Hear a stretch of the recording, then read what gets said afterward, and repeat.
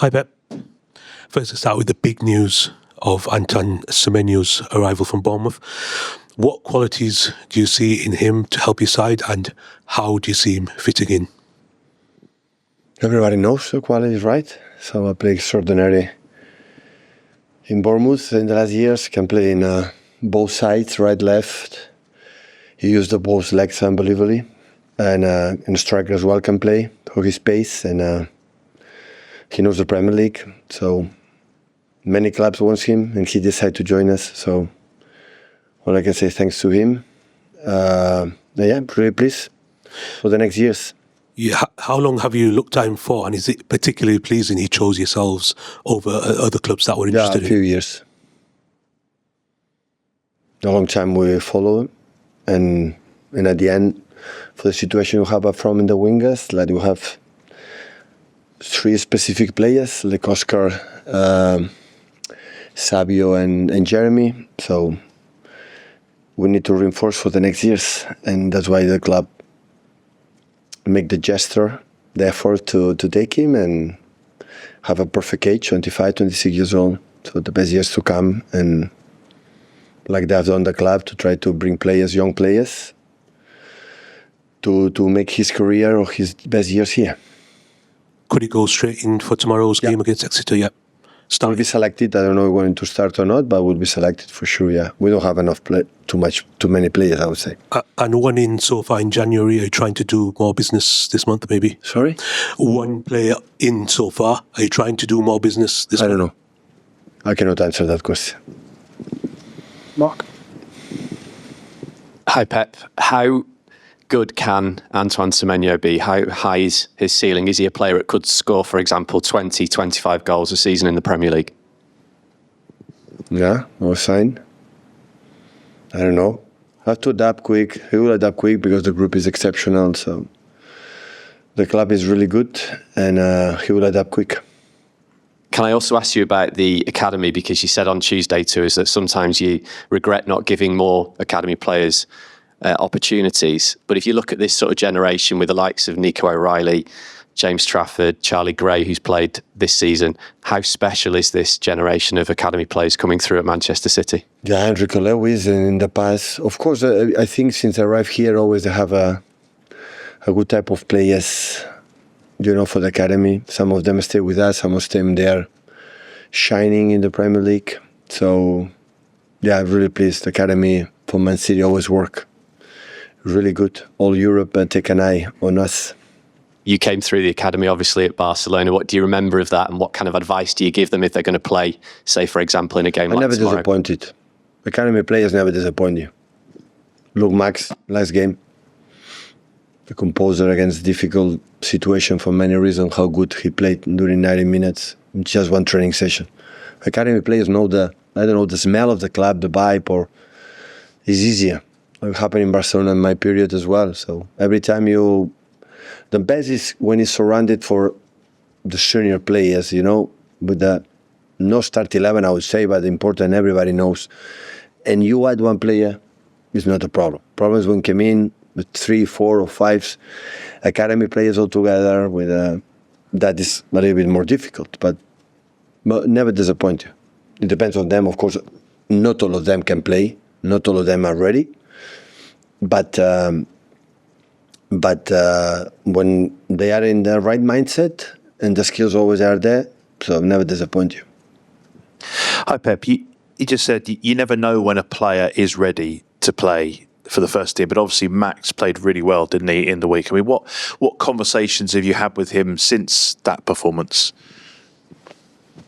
Nothing. I didn't speak with him after the game. Before the game, as we talk about them, be yourself. What is the reason why, which attributes you have? What is the reason why you are playing today? Just do it. No, I don't ask you anything you cannot do. Just be courage to do what you are. No more. Has he shown you that he now is ready to play more first-team football for you between now and the end of the season? With the situation we have, yeah, definitely. And on Antoine coming in again, what are the challenges for a player moving between clubs in the middle of a season? Because it's not like you have a pre-season to work with him, for him to understand how you play tactically. What are the biggest challenges facing Antoine? the challenges be the same as I said before to Max. You are a winger, make the actions as a winger.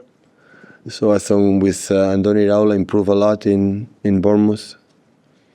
And understand he doesn't come here for 1 game, 2 games, 3 games. He come for many years. So have all the time in the world. I know he's an exceptional guy for the info that we have.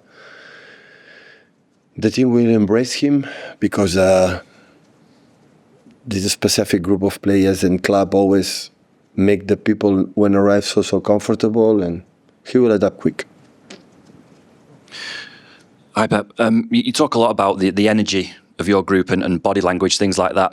In some Januaries you've chosen to do business, in other Januaries you haven't. When players have come in, particularly mid-season, is it something you feel can lift the energy and the body language of the rest of the group, particularly when it's someone who's come from the Premier League, who they'll all know so well and know the qualities? We come sometimes for opportunities, some because we have incredible problems for the injuries, for people leave and after leave the club and after they arrive. Otherwise, last season was an incredible exceptional, but normally in the previous seasons we never went a lot to the transfer window, in winter time to do it. This is the reasons.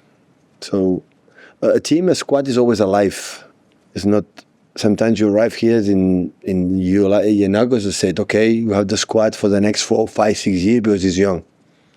It's not true. It's alive completely. In 3 months, change a lot, and the end of the season change a lot. But the players are in satisfaction. The agents cannot be happy, or the players are happy, or opportunities in the transfers for many reasons. So that's why you always have to be alert and the team changing. Just Andy at the top. Hi Pep. Just on Exeter then, are they a team you've been able to see much of? What will you expect from them? Sorry? Exeter, what will you expect from them tomorrow? When I arrived here 10 years ago, when we play in teams like low divisions, like League One is a case, or Championship always is a typical football. And now you see the teams, they how evolve. So they play really good. I saw the game against Huddersfield and Cardiff, last 2 games he played, and recently, and it didn't happen 10 years ago. So huge respect, and always I believe when the best way to respect this time of competition, the FA Cup, but obviously we have respect just seeing what happened in the last years in this competition, and when we play against that teams in lower divisions, is how you respect them, how you play, how you defend, how you press, how you many details that you have to do it well. That is the best way to respect Exeter or all the teams you play. Just to ask about Oscar, what is the situation with him and how still injured? Not training with us since the game against Brentford, the Carabao. Okay. Fred. Hi Pep. Did you watch Arsenal and Liverpool last night? No, I could not. Obviously you have to focus on yourself and you need to get more points to try to catch them. But after 3 draws, is it lifting to see them dropping points as well?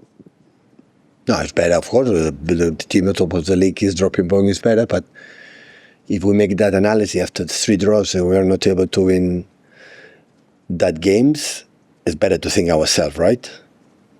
So it will be a huge mistake if you think that the situation is better because a fantastic team like Liverpool can make equalize a game in Emirates. So it's better to think in ourselves, because always one of these incredible attributes we had as a team in the previous years is always we found a way to win games.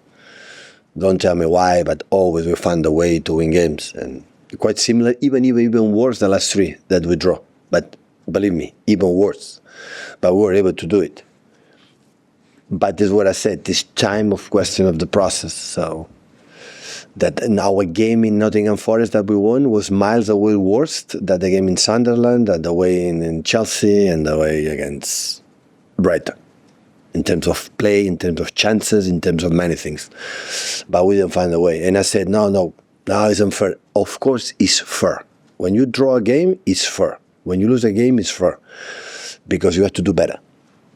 then only we can do is mirror ourselves. And I'm not watching Arsenal and Liverpool to think I am relieved or something like that. Of course, it's better to be at 6 points than 8 points.